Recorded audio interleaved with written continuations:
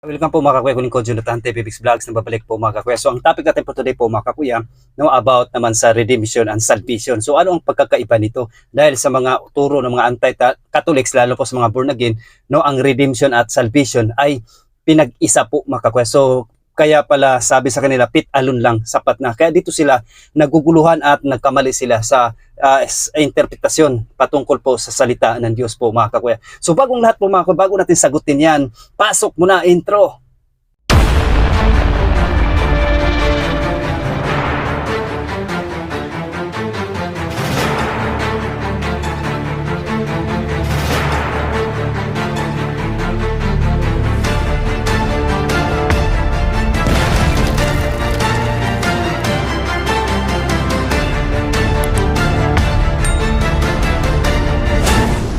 Welcome po mga kakuya, nagbabalik, no? Ako yung lingkod Jonathan TVX Vlogs na magbigay ng basic catechism po mga kakuya about sa ating mga doktrina, lalo na po sa ating inang simbahan po mga kakuya. So ang topic natin for today is about naman ito mga kakuya sa redemption and salvation po mga kakuya. So ito, tinapik ko na po ito po mga kakuya na nakaraan ay talagang medyo mga ilang buwan na naka-live tayo. So ngayon gagawa ko ng video patungkol po naman dito po mga kakuya. So, ano ba ang ibig sabihin ng redemption, no? Ito ba ay redemption at salvation? Iisa lang pa ito. So, mga kakuya, yung pagtubos ni Kristo doon sa cross, no? Ano bang ibig sabihin nun? Yun ang ibig sabihin po mga kakuya, nung nag-aalay si Kristo dyan sa cross, yan po ay redemption po yun, no? So, talaga ang pagtubos, no? So, ano bang redemption po mga kakuya? No? So, anong kahulugan nito?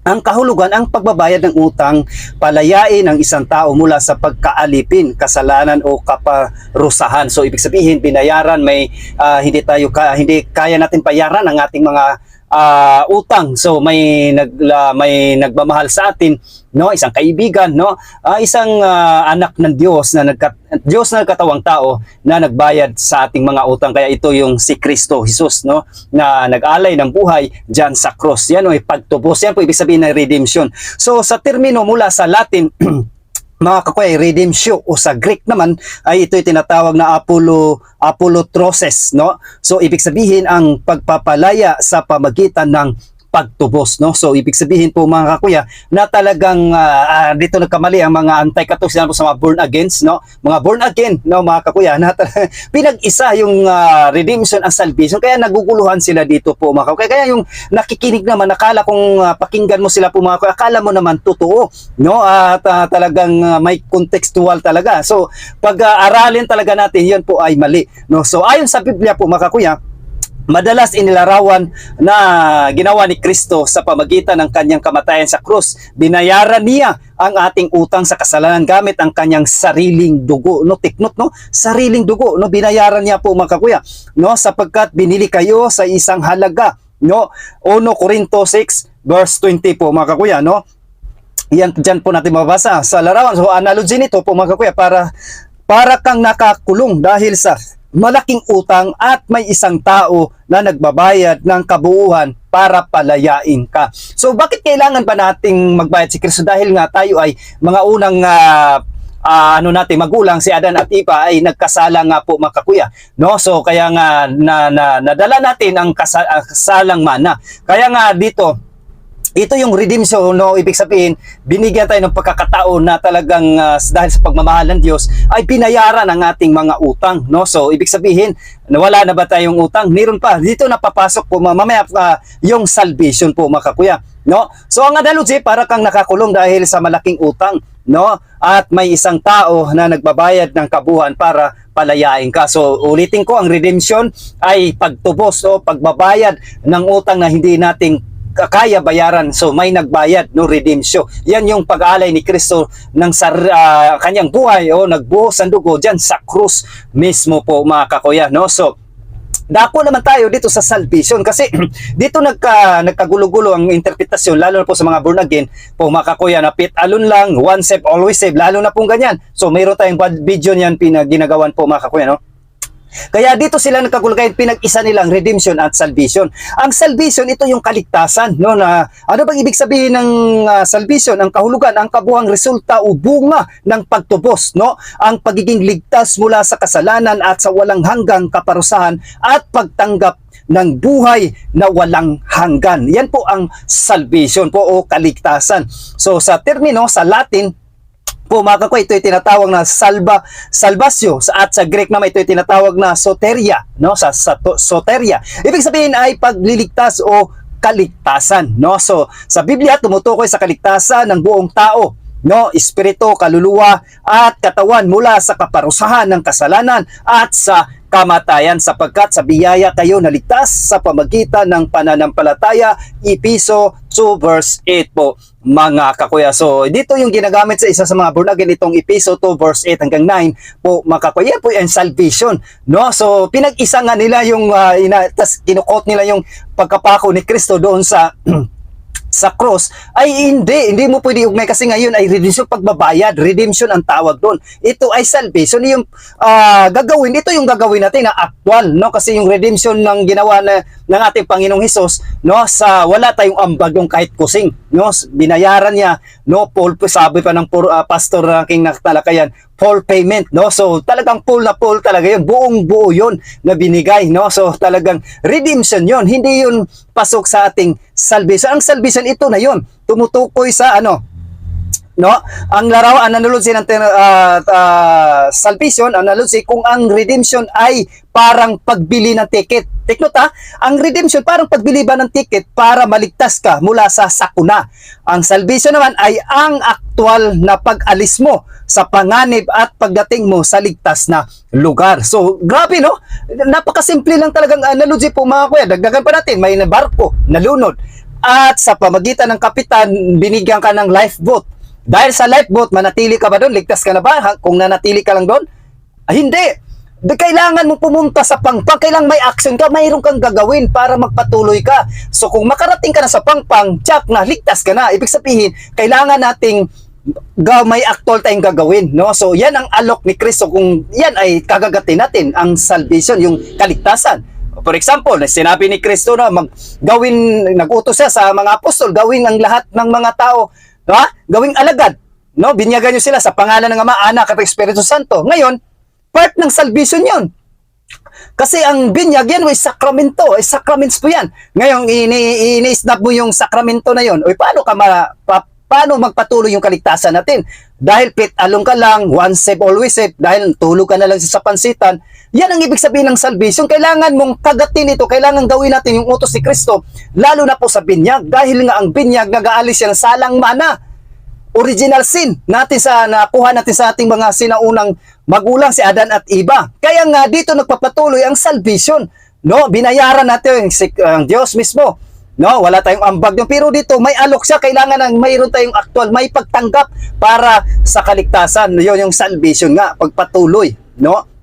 Sa walang hanggan, no? Kaya nga gusto ng Diyos makapiling natin siya sa langit. Yan po yung salvation po mga kapoy. Kaya dito marami ang nalilito dito talaga po mga kapoy, dahil po mga born again, kapag napakinggan mo sila, akala mo talaga totoo.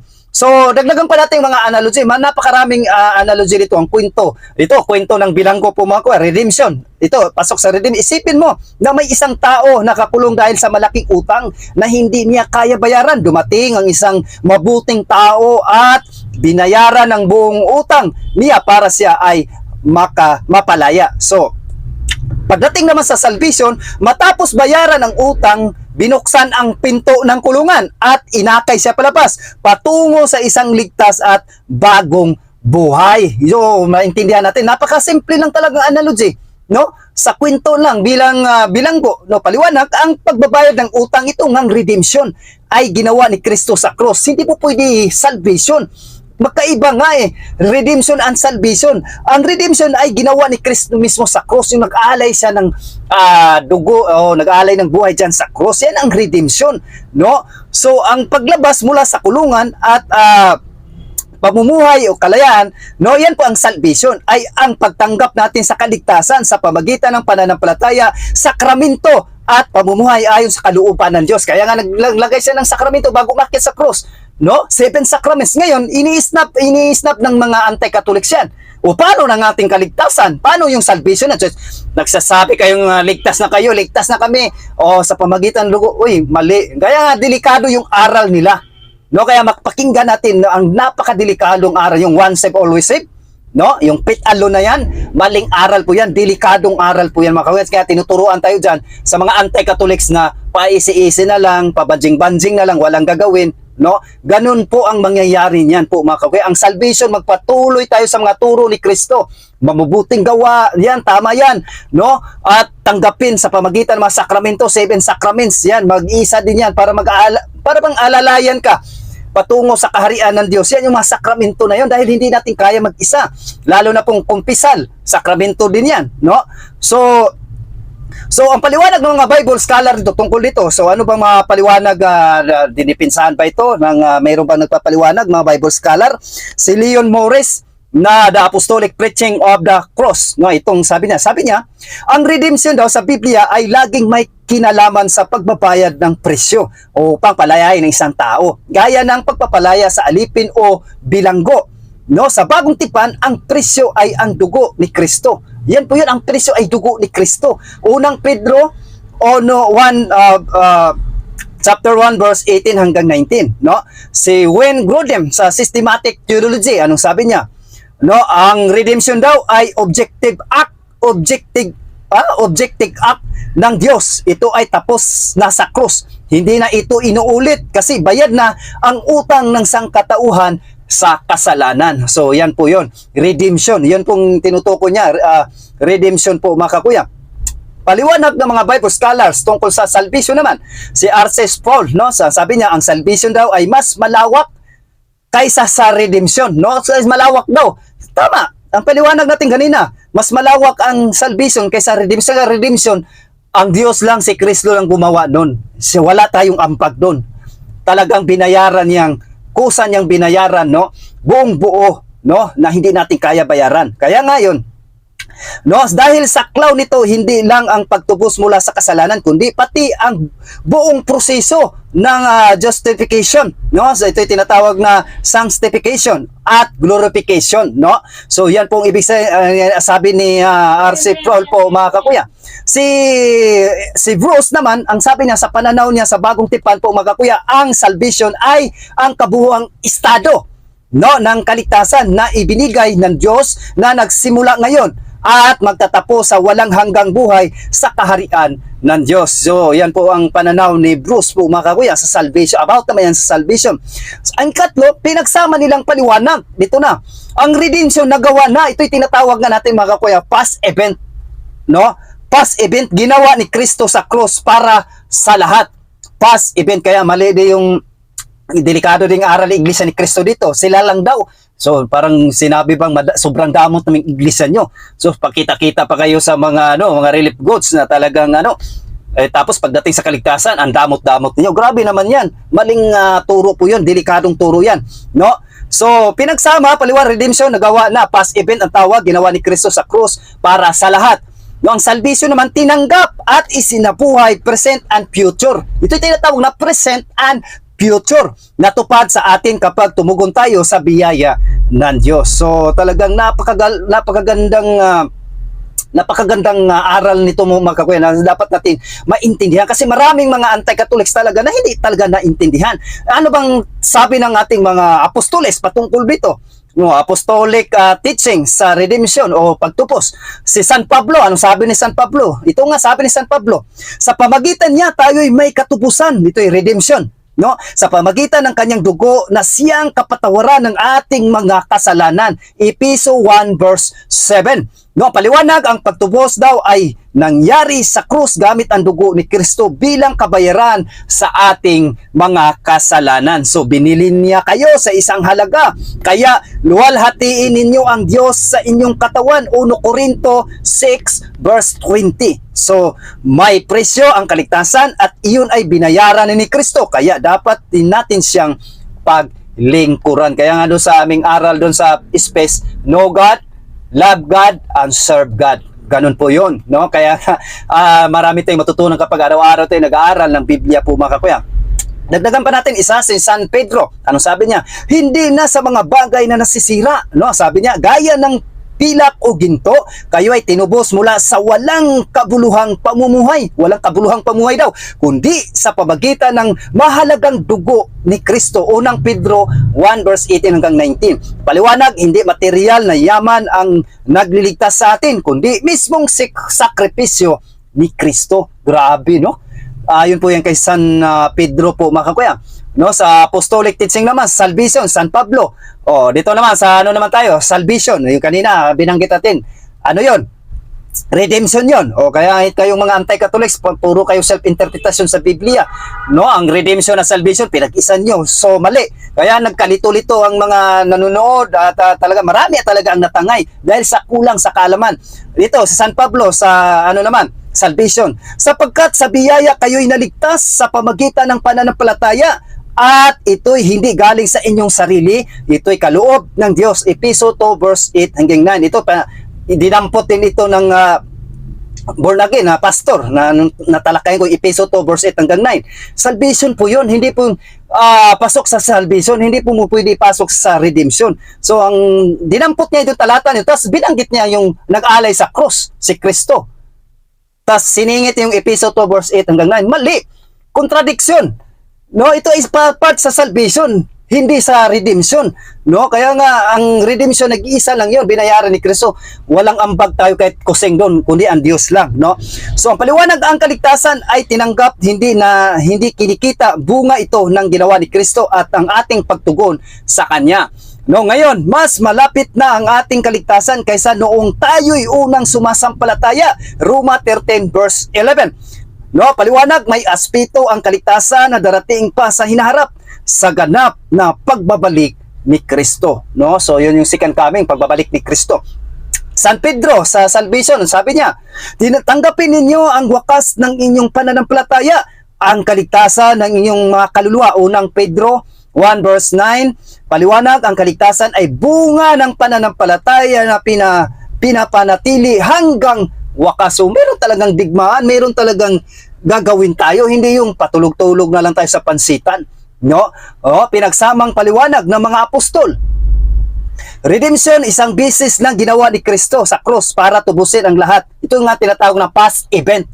No, ang salvation naman tinanggap at pinapanatili hanggang wakas sa pamagitan ng pananampalataya, sakramento at pamumuhay ayon sa Diyos, present and future reality. No, so yan po ang ibig sabihin niyan, present and future reality. So mali ang mga argumento ng mga anti-Catholics na talagang pinag-isa yung redemption and salvation po, mga kuya.